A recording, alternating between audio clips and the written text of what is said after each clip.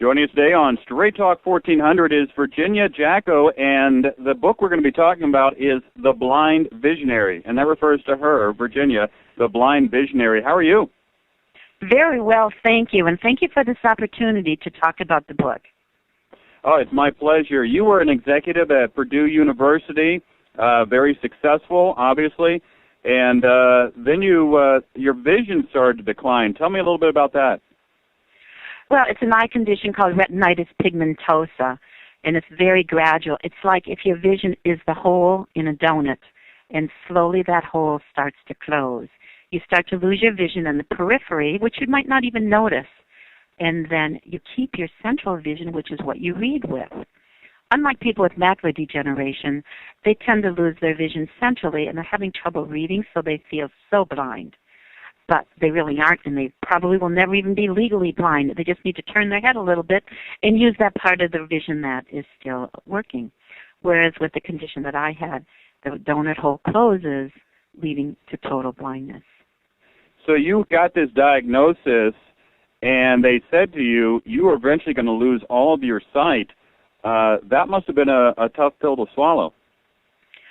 Well, you know, we're always optimistic, whatever the situation is, so it's like, not me. That's not going to happen to me. But then it does happen. But in the meantime, you have to adjust, and you just keep slowly adjusting. And because I relocated to Miami, Florida to become a client at the Miami Lighthouse as a student, I learned how to use a computer when you can't see the monitor by memorizing lots of keystroke commands and running some other software with all the Microsoft products. So I can do a spreadsheet, read my email, get out on the Internet, you know, write all of our marketing materials and my correspondence through Word. I learned here how to remain independent. Mm-hmm. You actually went from a student to the CEO of that organization, right? That's correct. Isn't that something? What a journey, huh? It's absolutely incredible. And how do you explain that? Obviously, you were going through everything, but I guess your executive experience from your past helped you not only expand the program and increase revenues and offerings and everything else, but you really what an interesting turn of events for that. I mean, that's a long journey. It was really a very short journey because when I finished my 3 months of rehabilitation, and then my medical leave at Purdue was coming to an end, and they had suggested that I get a guide dog. And I thought, you know, I'm going to take this opportunity. I'm going to leave for a month, go to Guiding Eyes for the Blind in New York, and become a guide dog user. And when I finished that training there, I said, you know, so many people have helped me. I'm going back to Miami, and I'm going to devote the rest of my life serving the blind. I did not know how that would be. So I started to give speeches about working with a guide dog, speeches about what the Miami Lighthouse and vision rehabilitation can do for people, whether it's a blind child or a senior just affected by gradual, you know, macular degeneration, vision loss.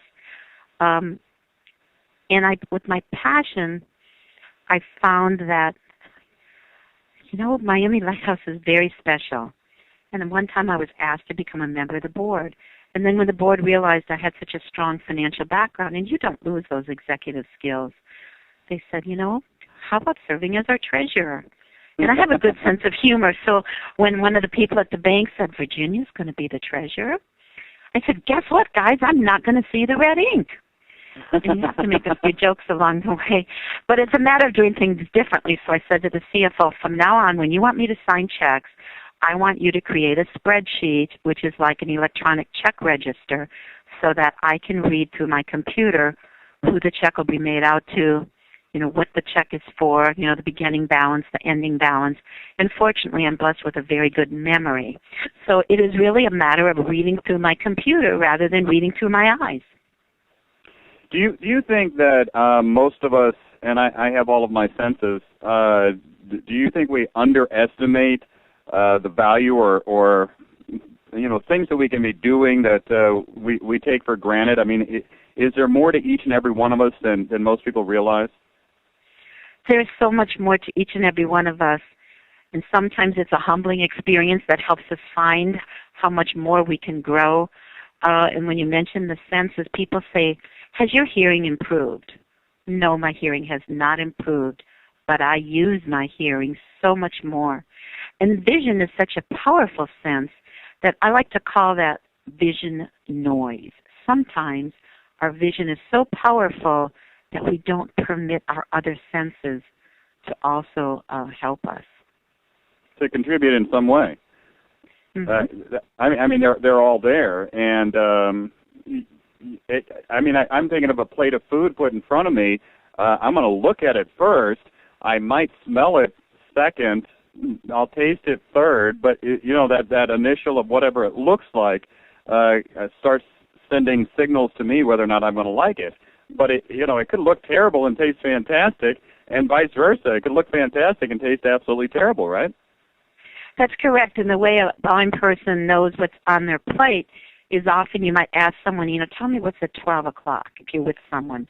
And they'll say, oh, that's your mashed potatoes.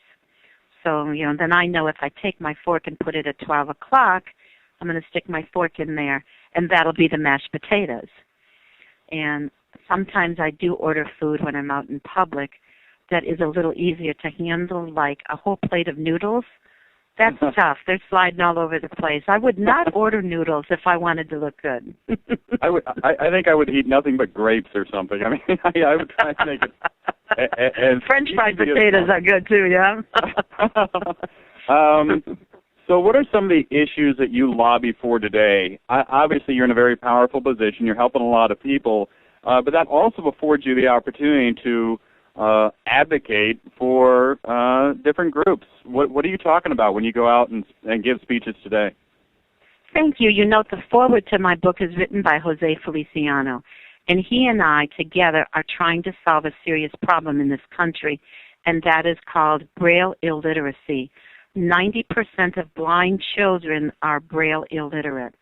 And unfortunately, there are sighted people. In fact, the New York Times Magazine section several months ago had a big section that technology has replaced Braille, and that just is not the case. That would be like telling a sighted child, from now on in school, all of your material you'll have to get through auditory feedback, not through print. And that is the same for blind children. They read through the tips of their fingers, and that is how they become literate. And so if they do not know Braille, they will not become the next blind attorney, the next blind CEO. So today I'd like to leave listeners with Braille literacy is so important, and your school system needs to have teachers of the visually impaired that train blind children how to read in Braille. Wow. Let me ask you about Braille just in general, because I've been in an elevator or wherever where they'll have the little Braille, the bumps next to the number of the floor or whatever. Are your fingertips more sensitive than mine? Can you put your hands on a bunch of bumps and know what that is? Yes, and let me tell you why. First of all, we tend to use a little more hand cream so the tips of our fingers stay soft. If I have a neuropathy, and as a senior, some seniors do develop a neuropathy, then it gets tough. But as long as you're healthy, you literally teach your fingers how to feel the bumps. And I'll tell you, here in Miami, I was at someone's condominium, and accidentally I got off on the wrong floor. And I was confused.